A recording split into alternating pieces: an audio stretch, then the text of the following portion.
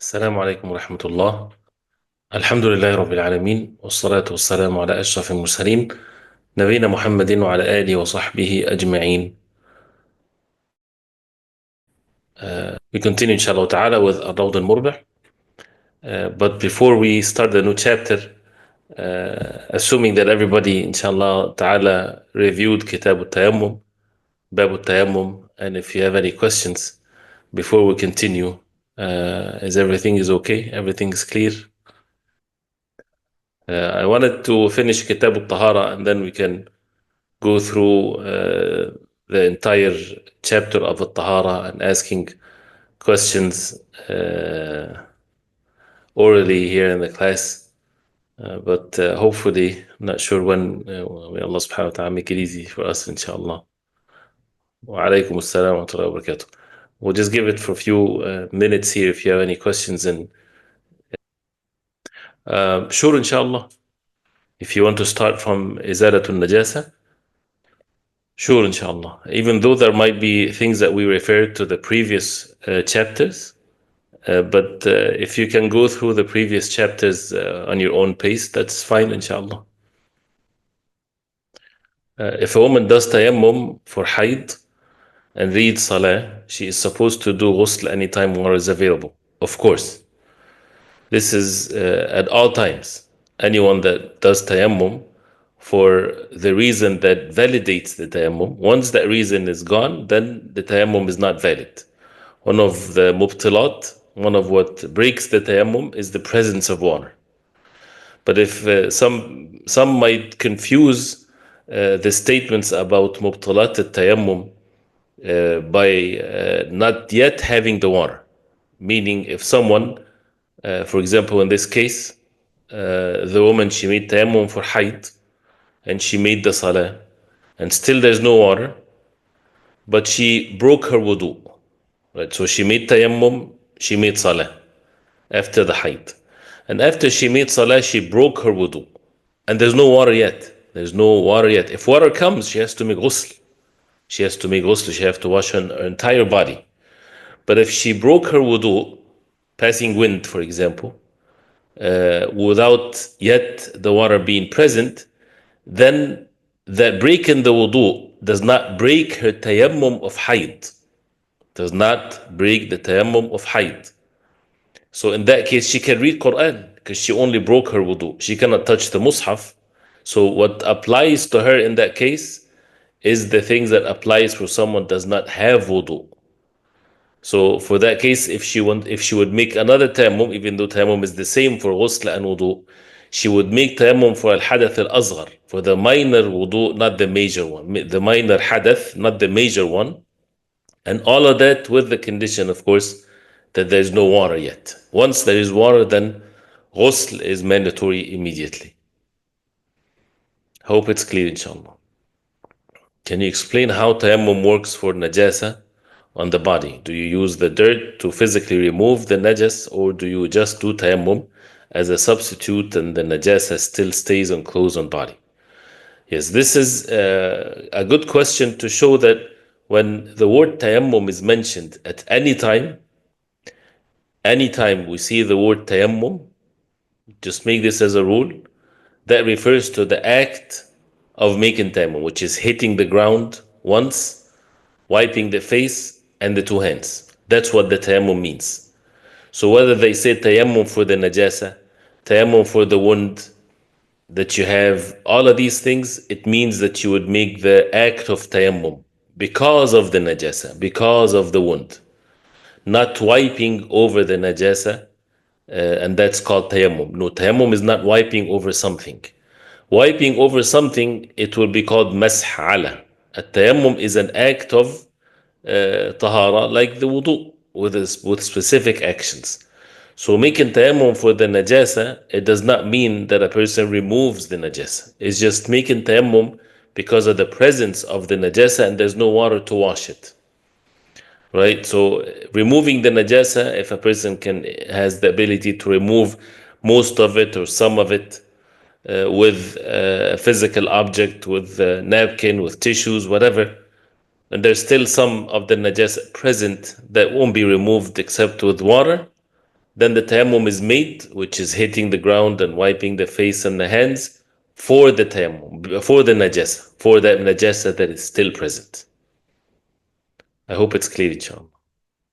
Yes, tayammum is made with dry soil only. As-sa'id al-tahir. The pure sa'id, anything that is from the dry soil. And that's why also with objects that has some dust on it from the dry soil, also that is valid.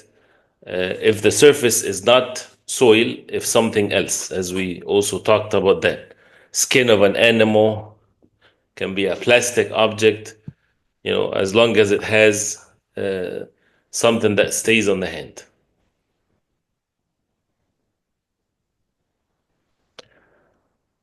Any more questions?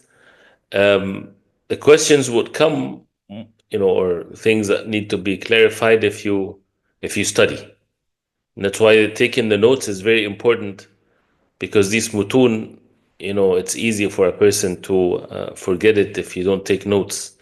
And the more you cover it, the more it becomes clearer, inshallah.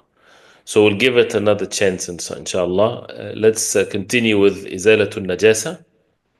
And we'll go through the review of it, inshallah ta'ala, some other time later, inshallah. So everybody's ready, inshallah, with the new chapter? طيب, barakallahu fikum. And may Allah subhanahu wa ta'ala give us ikhlas, sincerity, and make us learn what Allah subhanahu wa ta'ala revealed to the Prophet alayhi salatu wasalam. And as we see these rulings based on the wahi, based on the Quran and the Sunnah of the Prophet alayhi salatu wasalam, may Allah subhanahu wa ta'ala have mercy upon our ulama. So here he says, Babu izalat al-najasa al-hukmiyya. Babu izalat al-najasa al-hukmiyya. And this is the najasa. We talked about the najasa before, which is the impurity. And here refers to also the hukmiyya. The hukmiyya from al-hukm. Hukm based on a ruling. Something that is something that has a hukm to it, and that it came onto something that was pure. Right? This is al-hukmiyya. Why? Because there's something that is pure, like your skin, for example, something najas comes on it. So this is basically what is the subject here, is to remove it. And what are these najasat? But there's najasa called najasatun ayniyya, the specific najasa, the najasa itself, that can never be purified whatsoever. Meaning, if someone purify the urine, the urine becomes pure. The urine itself does not get purified. But you purify your skin, which is originally pure, that came on it, najasa, like urine, for example. This is izalatul najasa here.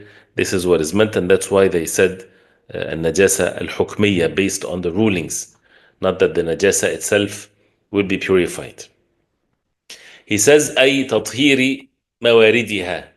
That means to purify its mawarid, where it comes from.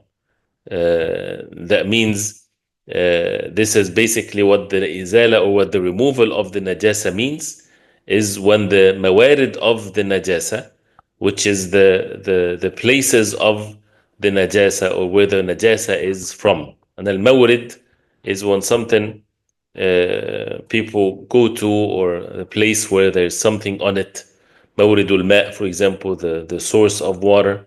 So to remove the source of it, the najasa that prevents the person from making the salah, whether it's on the body or the clothing or the spot that a person prays on. So he says here in the Zad, يجزئ في غسل النجاسات كلها إذا كانت, I'm reading the red, which is the Z. يجزئ في غسل النجاسات كلها إذا كانت على الأرض غسلة واحدة تذهب بعين النجاسة. So this is the first thing mentioned here. يجزئ, and al-ijza, as we said before, which means it's sufficient. That means it becomes valid. The ibadah becomes valid. يجزئ في غسل النجاسات, in washing all of the najasat, كلها, all of it. ولو من كلب أو خنزير. And we talked about the different types and kinds of najasa before.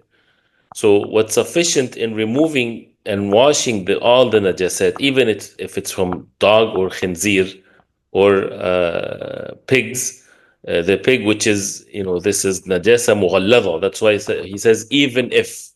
So even if it's from kalb or khinzir, even if it's from the dog or the khinzir, because it's a najasa mughalladha, it's a heavy one. And if you remember, there is mughalladha and there is moderate one and there is light one. So the highest level of najasa, the najasa that comes from the saliva of the dog or the najasa of the khinzir. So what's sufficient in washing all of the najasat, إذا كانت على الأرض, if it was on the ground, إذا كانت على الأرض. So he starts with the najasa that if it's on the earth, how to remove the najasa if it's on the earth, on the floor. إذا كانت على الأرض وما اتصل به. He says in the sharh, and what is attached to the earth. من الحيطان, from the walls, والأحواض. الأحواض is any place that can contain water. So in the land, for example, where you plant things in it, or anything like this, basins. والصخر, الصخر is the rocks. So anything on the ground, this is the hukm of these things is the same hukm with the same ruling as the ruling of the earth. They all have the same ruling of how to remove the najas. What's the ruling? غسلة واحدة تذهب بعين النجاسة. So the ruling is to make one ghasla, one washing, تذهب, takes away, goes away, with عين النجاسة, with the specific najasa, with that specific najasa that is on the ground. So this is غسلة واحدة تذهب بعين النجاسة. This is what is according to the madhab here. If it's one that's sufficient, as long as it removes the najasa. As long as it removes the najasa. As we said before, that removing the najasa is not a matter of ta'abbudi matter. It's not something that is done in a ritual way, that you just you do it in a specific movement, like the salah, for example. You stand and you raise your hand like this. Or wudu is you have to do it with a specific way. You can't just be clean to say that I can make salah. But removing the najasa, what's the objective is to remove the najasa. So there's no a specific way that we are commanded to remove the najasa with, except, for example, 7 times. That's a different, it's not also ritual, it's just the way to do it. So if it's on the earth, right, it's sufficient to just one washing. This is sufficient if it removes عين النجاسة. ويذهب لونها وريحها. If the color of the najasa is gone, وريحها, and its smell. What if one ghasla, one washing, you poured a bucket of water on it, but still it did not get removed? So what's the ruling here? Is ghasla wahida is sufficient in this case? No. He says فإن لم يذهبا لم تطهر ما لم يعجز. فإن لم يذهبا, if they both, this is مثنى, meaning the lawn and the rih, the color and the smell, they did not both get removed, then لم تطهر, then the earth, the spot on the earth is not pure. ما لم يعجز, as long as there's inability here. In that case, the ayah that governs this, فَاتَّقُوا اللَّهَ مَا اسْتَطَعْتُمْ, fear Allah to the best of your ability. So, then there's no harm on the person in this case. So, غَسْلَةٌ وَحِدَةٌ is sufficient. So, if it removes the najasa. If it did not remove the najasa, then the najasa is still there, needs to be purified, unless a person is unable to remove it. So, this is how to remove the najasa from the earth. He says, وَإِنَّمَا وَكَذَا إِذَا غُمِرَتْ بماء المطر والسيول لعدم اعتبار النية لإزالتها. The same ruling applies إذا غمرت بماء المطر. غمرت, الغمر is when something is covered with water. So إذا غمرت, meaning the spot has been covered with the water of the rain and the flood, and then the najasa is removed as a result of that, then that's fine. The place is pure now. So it doesn't have to be that you're doing something, right? So it doesn't, removing izalatun najasa does not require the action of the human being to remove the najasa. Again, because this is not a ta'abbudi matter. This is not an act of ibadah like the wudu and the ghusl and things like this. So if the najasa is removed with whatever means, like the rain or the flood, then this is sufficient. That means that the place is pure, the place is not najas. Why? لعدم اعتبار النية لإزالتها. Because the niyyah is not required. لعدم اعتبار النية. Because the niyyah is not to be recognized. There's not a mandatory thing for the niyyah of removing the najasa in this case. لإزالتها, to remove it. لعدم اعتبار النية لإزالتها. So this is again to show the ruling of the tathir or the purification of the najasa. There's no intentions here required. Different than wudu, different than the act of ibadah. He says, وَإِنَّمَا اكْتُفِيَ بِالْمَرَّةِ. اكْتُفِيَ بِالْمَرَّةِ, that means it is, we said that it's sufficient to have only one time, as غسل واحدة as mentioned before, دفعا للحرج والمشقة, to push away the haraj, the unease, and the difficulty, because if it says you pour that much water, you do it 3 times, 5 times, again, it's not about the numbers, it's not about the amount of water that you put, it's about the removal of the najasa. As long as the najasa is removed, and you have to remove it with water, right? Away also from the differences of opinions. So if water is used and it's even only one time and the najasa is removed, then that's sufficient, since niyyah is not required, and also to remove any haraj, any difficulty or unease. لقوله صلى الله عليه وسلم, and the evidence is what the Prophet عليه الصلاة والسلام, he said about the man that urinated in the masjid. أريقوا على بوله سجلا من ماء. أريقوا, pour on his urine سجلا من ماء. السجل is the bucket of water. أو ذنوبا من ماء. One is bigger than the other. متفق عليه. This is something that is agreed upon. So this is the first mas'ala, the matter with one is sufficient as long as the najasa is removed. If it's not, then to remove it with more, as long as it's not having the state of inability.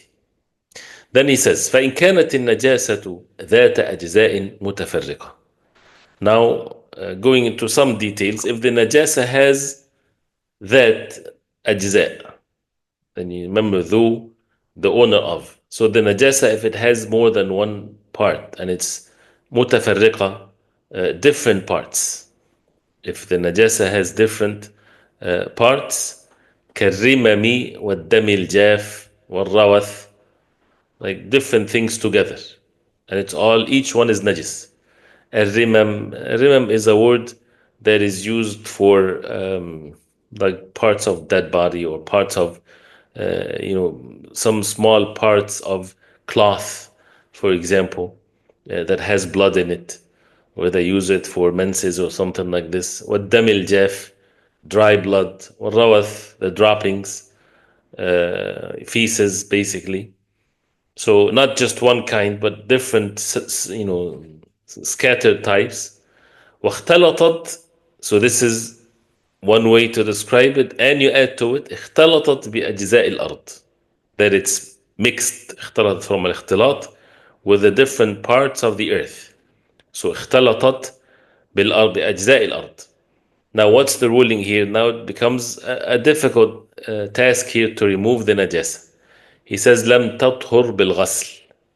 لم تطهر بالغسل. It is not sufficient to purify it with water. بل بإزالة أجزاء المكان. But rather by removing parts of the place. Right? You have to remove parts of the place, part of the earth that is mixed, the najasa in it. بحيث يتيقن زوال أجزاء النجاسة, so that you reach the level of yaqeen, certainty, that the parts of najasa has been removed.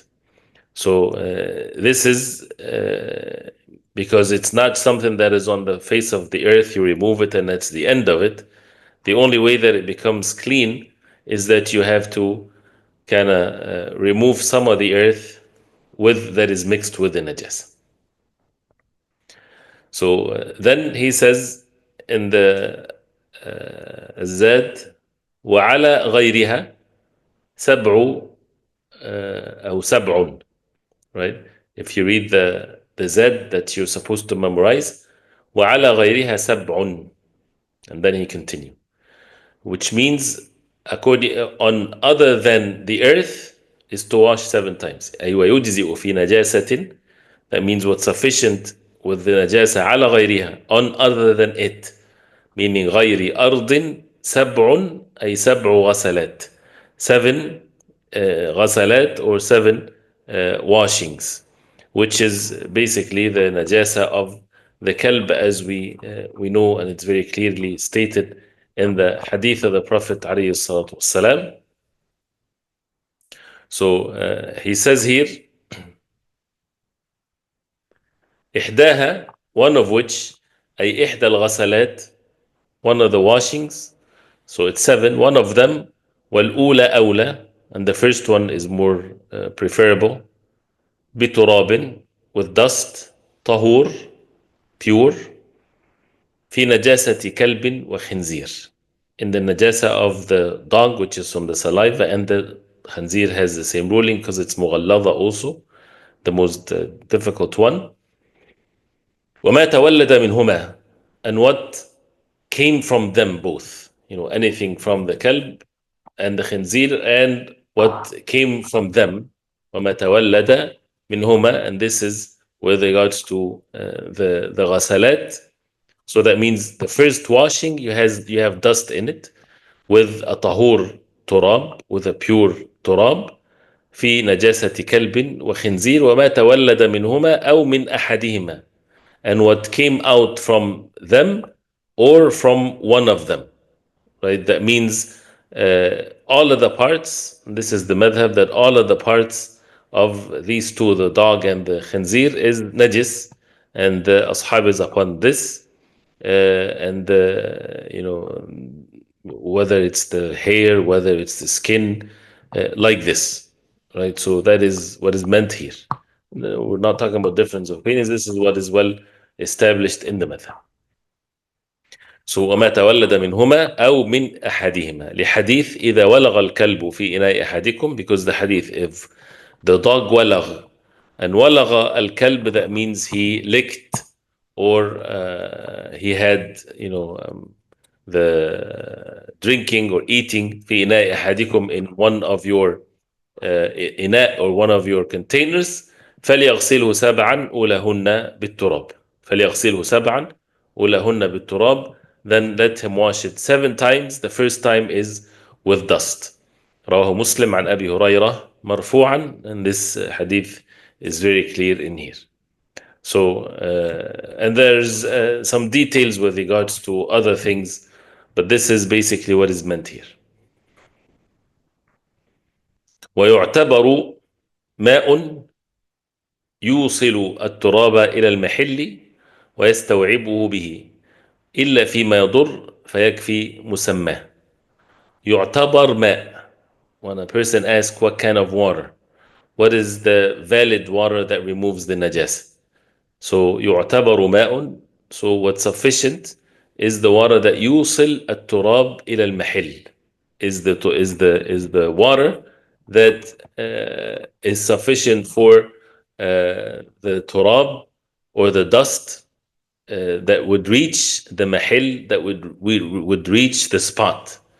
So that means if the turab of the dust is mixed with the water, 7 times the first one with dust, and it reaches the place that is najis or impure, right? So only the water is sufficient, right? So the turab and the water, ulahunna bit turab, that means the first washing is with the dust.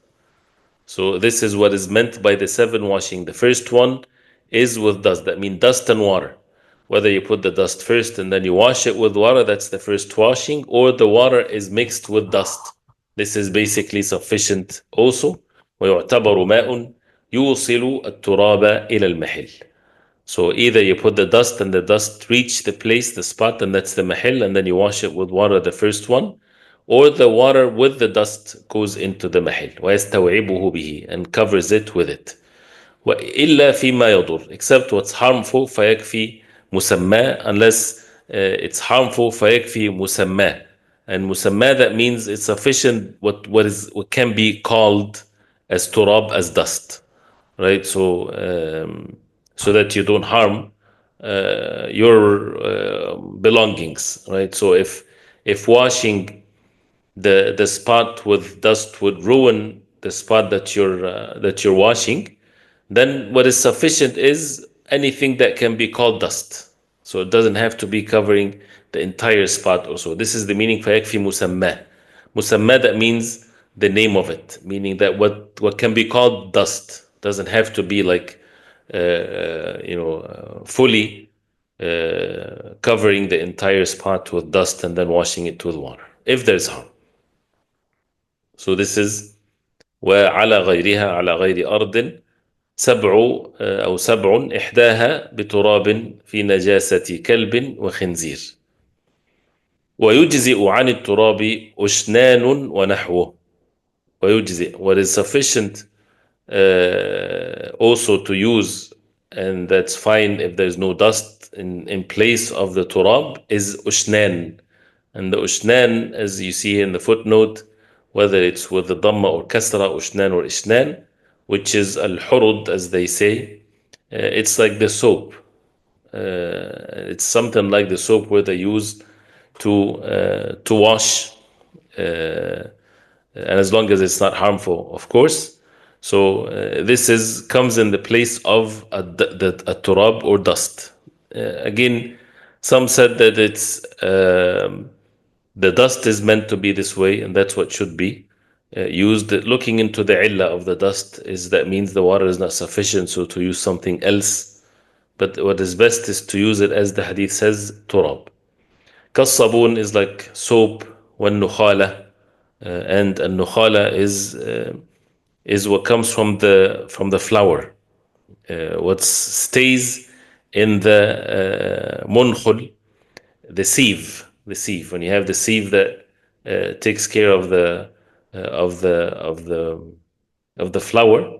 So these things that stays on the sieve on top that doesn't go down, that's called an-nukhala. So they would use it to purify things. So they say that يجزئ عن التراب if there's no turab. ويحرم استعمال مطعوم في إزالتها. And it's haram to use مطعوم, something that is eaten, something that people eat, in removing the najasa, to remove the najasa. So this is with the kalb and the khinzir 7 times, the first time with the dust. And if there's no dust, ushnan or sabun, this is sufficient according to what's mentioned.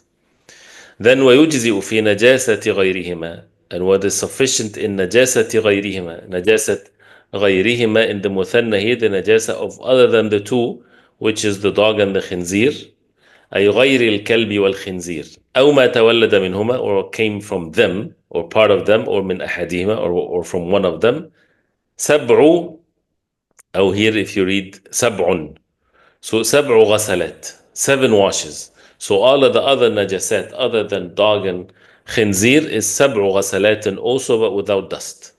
سبع غسلات بماء طهور, with pure water, ولو غير مباح, even if the pure water is not permissible. In anqat, if it purifies the spot. وإلا فحتى تنقي, otherwise then till it becomes pure. مع حت وقرص لحاجة, with حت, الحت is to rub it, وقرص is to pinch it, to put the two cloth on top of each other or on one another, and you keep on rubbing it or pinching it or removing it with your nails. لحاجة, if you need though. وعصر, al-asr is to squeeze it. مع إمكان, with the possibility to do so.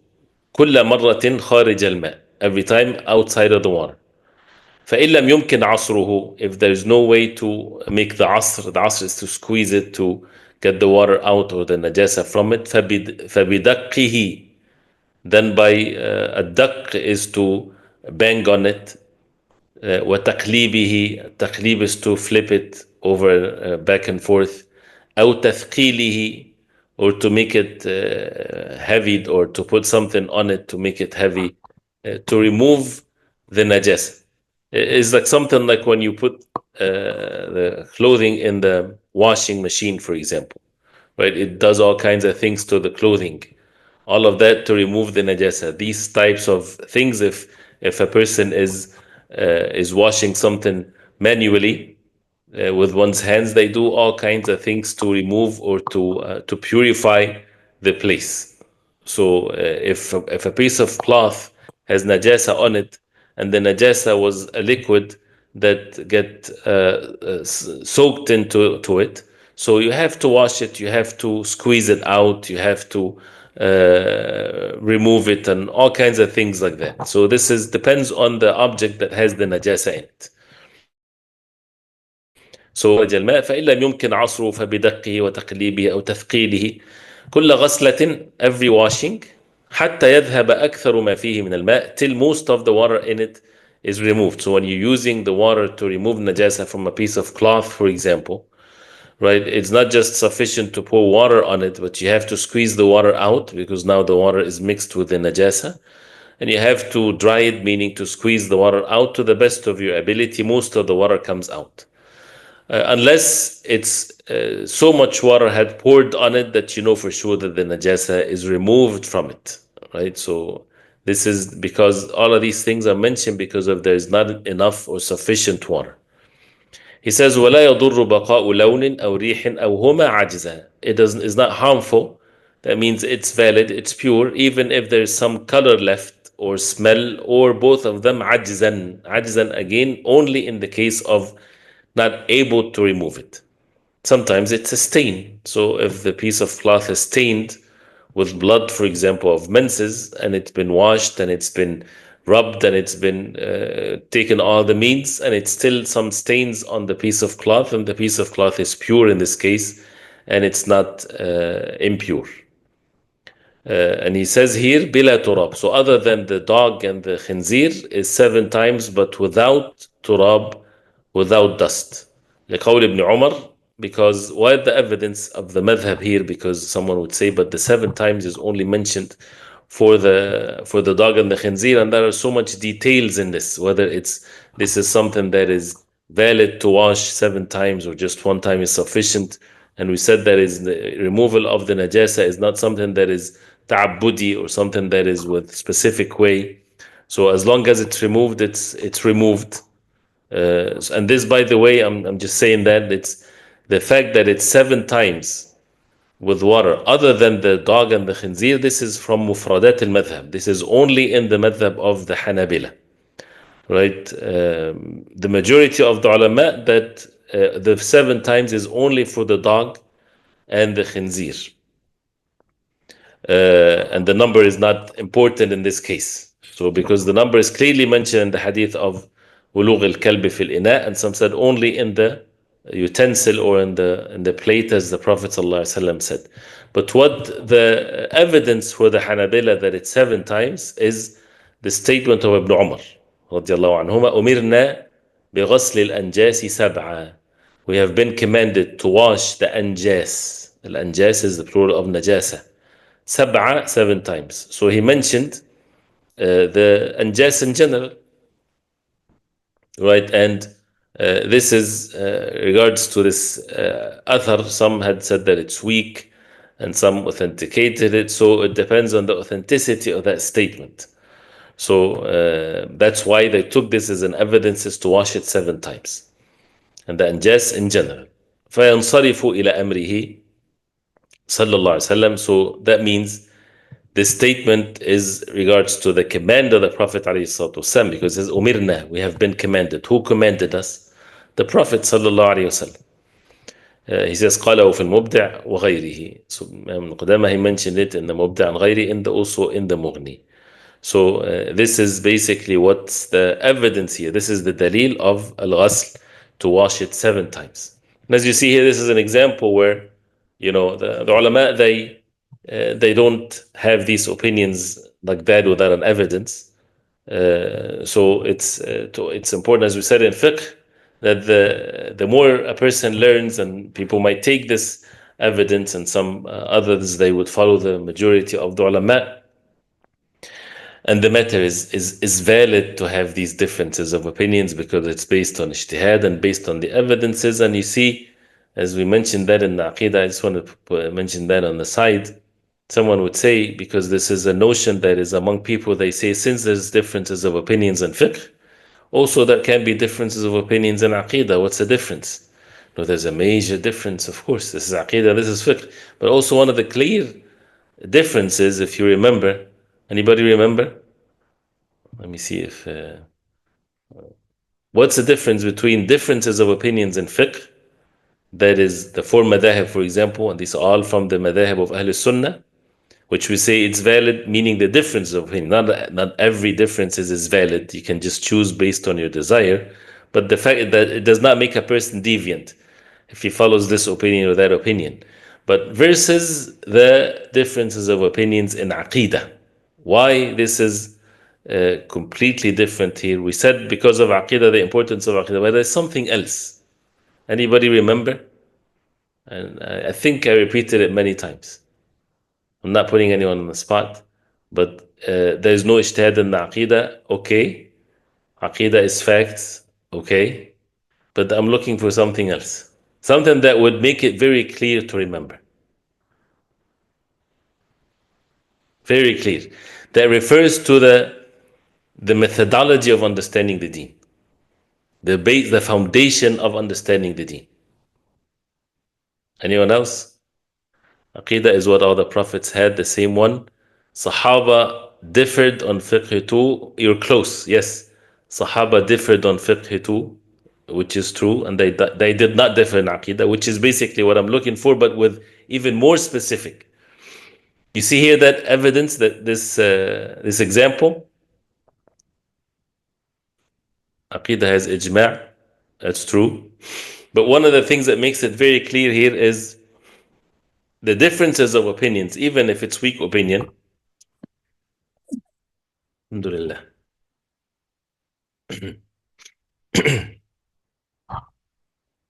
Ahsant. Everything can go back to Sahab. Ahsant. Barakallahu feek.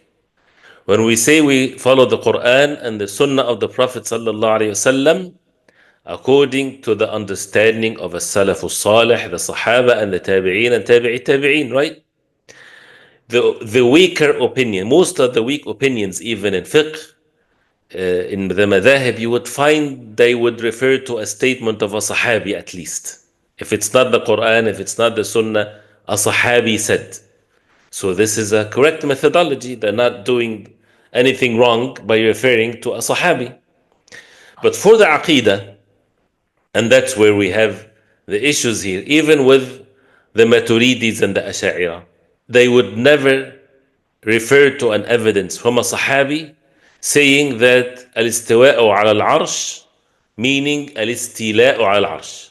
Al-istiwa' b'ma'na al-istila', right? Or denying al-ulu. They would never refer this to a Sahabi. You see the difference? So this is where one of the clear things that we still, the people of Bid'ah, they have ta'assub, prejudice to the madhab. This is wrong. But what we're saying is valid, this is what it means by valid differences of opinions. Because of the matters of Aqidah, they say we also refer to the Quran and the linguistic meanings of things and so on. But where is the Sahaba? Where is the Tabi'een? Where is the Imma of this deen were upon this? You would never find such clear statements in matters of Aqidah that is different from the Aqidah of Ahl Sunnah. But in fiqh, here's an example, a statement from Ibn Umar. Now a person would say, but it's a weak statement. Okay, if someone said it's weak, so that means the 7 times of washing is a weak opinion. Sure, it's a valid thing to discuss. And it's one is sufficient as long as the najasa is removed. Clear? So hopefully this is a point that we should remember, inshallah. He says, وَمَا تَنَجَّسَ بِغَسْلَةٍ يغسل عدد ما بقي بعدها مع تراب في نحو نجاسة كلب إن لم يكن استعمل. وما تنجس بغسلة. Right, so now you have a situation here.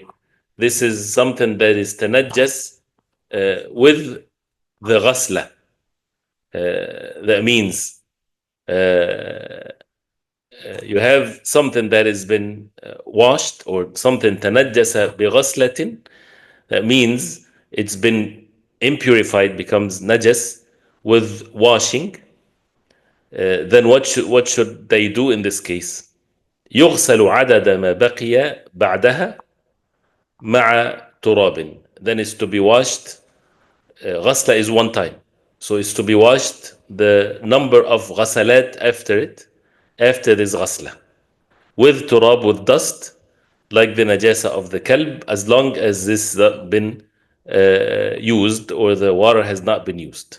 So meaning, like if washing something 7 times, right? So then after they reached the third ghasla, or the third time, as we said, it's 7 times.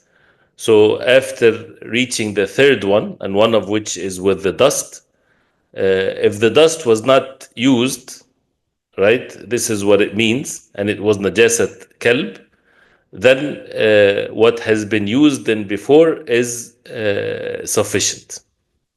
وما تنجس بغسلة يغسل عدد ما بقي بعدها مع تراب.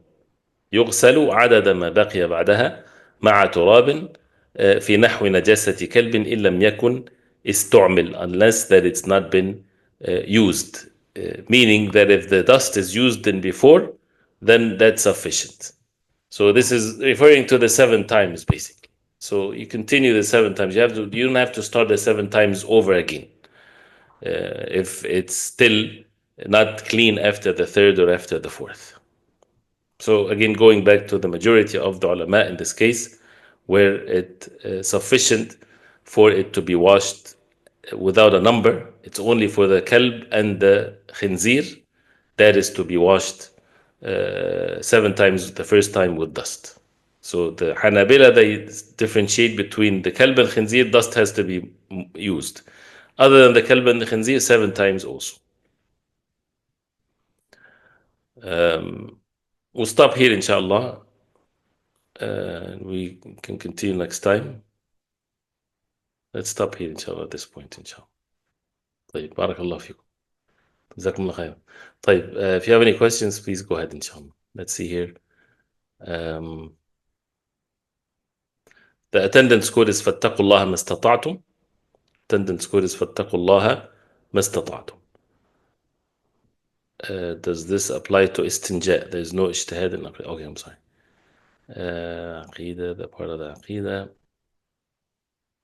Can you explain this last mas'ala again? Is it basically just saying that if it gets clean before 7 washing and dust is used at least once, it's clean? Again, وما تنجس بغسلة يغسل بعدد ما بقي بعدها. That means if the spot or the place get najasa by the water of that is being used to wash it. That means you continue the 7, and that will purify it, right? So with dust, if it's dog إلا لم يكن استعمل, that means if it's used with the dust first, and then it becomes not purified afterwards, right? So if it's used, then it is not to be repeated. That means it's sufficient. Like for example, again, as we said, it's the numbers because of the 7 washing. So if the dust is used, then that means this is sufficient, and that's with adding the numbers afterwards to wash it away. If najas is left after washing 7 times, then use dust again. If the 7 times is used and the najasa is there, right, then of course it's not clean unless there's inability here in this case, right? And if there's the dust is not used, then to use the dust. If the dust is used and there's still najasa, you don't need to use the dust again. This is basically what it means.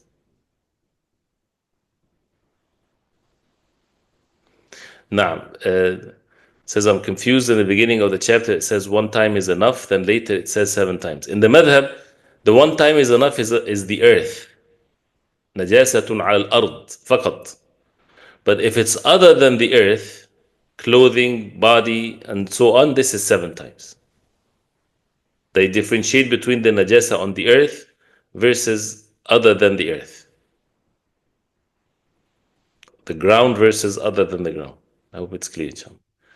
To clarify regarding what water should be used, the water that is sufficient for the dust is what would reach the spot. If the dust and water is mixed and reaches the najas place, that is sufficient. Either the dust reaches the spot and you wash it, or you can mix them both together. Yes, that's correct.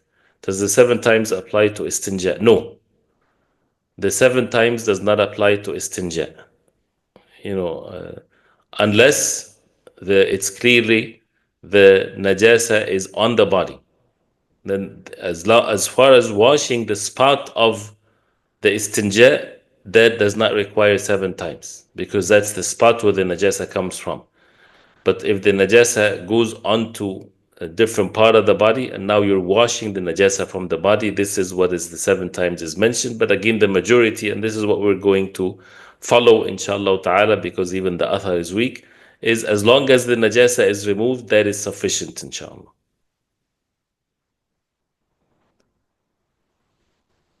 The 7 is mandatory in the madhab now because of the statement of Ibn Umar radiallahu anhuma, and many of the ulama, including Sheikh Albani rahimahullah. I think it's mentioned here in the bottom, that had mentioned that it's weak narration. So we go by the majority of the ulama in this case, inshallah. And that's a mas'ala. You put it on the side and you can discuss it, and we can even go through some as picking some of the masail, and we can as a way of training, even though this is not recommended in this level, by going into the different statements of the ulama and seeing the differences of opinions, not to pick and choose, but just to be aware of it, inshallah, and to always remember that our objective is to follow the Quran and the Sunnah of the Prophet ﷺ. And when a person is a alim, for example, and the alim is not to blindly follow, because he's a alim now, he's able to differentiate between the different opinions and things like this. But studying and taking the means to study, this is very important, not to be distracted. And not to follow the desires, because many also of those who just got some keys of knowledge, and they would see the differences of opinions, and they slip into this route of saying, as long as there's differences of opinions, pick and choose, and they choose based on what's easier for their communities, for whatever. And every time they say there's differences of opinions, it's okay to take whatever opinion. It doesn't work this way. This is not how a person follows the religion. The person should follow what he believes and sees that this is the most authentic and the most correct, based on the Quran and the Sunnah, after studying. After studying. So a person has to have studied the fiqh in the proper level, and also studied even through a madhab, because that's how you study the fiqh. Then for a alim, then when he follows the Quran and the Sunnah, which is also the fiqh, teaches us to follow the Quran and the Sunnah with the principles of it. Again, the goal here is at all times is to follow the Quran and the Sunnah of the Prophet ﷺ. Anything else, inshallah? I think it's close to Maghrib. So we'll stop here, inshallah, and read it again, and we'll see what's next, inshallah. وصلى الله وسلم وبارك على محمد وآله وصحبه وسلم. والسلام عليكم ورحمة الله وبركاته وإياكم.